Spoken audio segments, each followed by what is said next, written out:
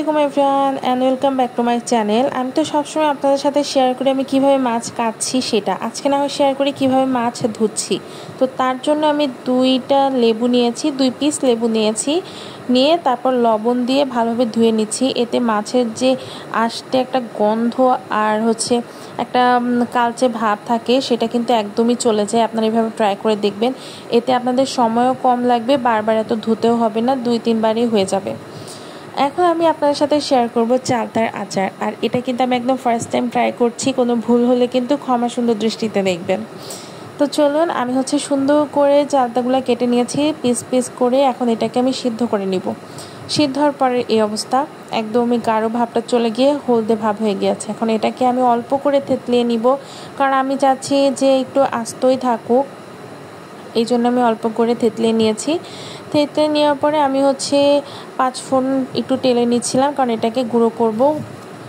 আর আমি যেহেতু আজকে মাটির চুলায় রান্না করব, তো চলুন ছাদে গিয়ে মাটির চুলায় রান্না করি আর আপনাদের সাথে একটু শেয়ার করি। তো চালতা আচারের জন্য আমি বেশি কোনো উপকরণ নেইনি। প্রথমে যে মশলাটা নিয়েছিলাম 5 ফোড়ন, তার সাথে কয়েকটা শুকনো মরিচ ভেজে নিয়ে গুঁড়ো করে নিয়েছি। এখানে তালের আর আখের গুড় একসাথে পানি দিয়ে গলিয়ে নিয়েছি, আর সরিষার তেল। এই হলো উপকরণ। তো প্রথমে সরিষার তেল দিয়ে দিব, আর সাথে যে থেতলানো যেই চালতাটা ওটাও দিয়ে দিব। আমি কিন্তু আগে বলেছি যে আমি একটু আস্তই চাচ্ছিলাম যে আমার আচারটা একদম গলে না যায়, এই জন্য আমি এত বেশি থেতলাইনি, আস্তই রেখেছি। তো সরিষার তেলের সাথে একদম ভালোভাবে চালতাটা একদম একটু ভাজা ভাজা করে নিতে হবে, একদম নেড়ে চেড়ে, যাতে এক্সট্রা পানিটাও একদম শুকিয়ে যায়। এখন আমি একটু লবণ দিয়ে দিচ্ছি, লবণ দিয়েও কিছুক্ষণ 3-4 মিনিট নাড়াচাড়া করতে হবে। তারপর যে আমি মেল্ট করে রেখেছিলাম যে গুড়টা, সেটাও আমি এখন দিয়ে দিব।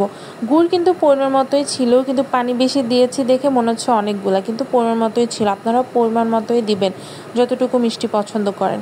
এই গুড়ের যে পানিটা শুকাবে ততক্ষণ আমার এই চালতাটাও যদি সিদ্ধ হওয়ার থাকে, যতটুকু সিদ্ধ বাকি আছে ততটুকু সিদ্ধ হয়ে যাবে।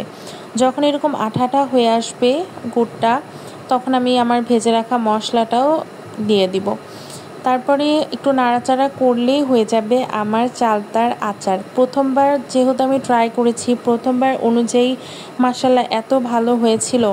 আপনারা এভাবে ট্রাই করতে পারেন, কোনো মশলাই লাগে না, হাতের কাছে যা আছে তা দিয়ে একদম হয়ে যাবে।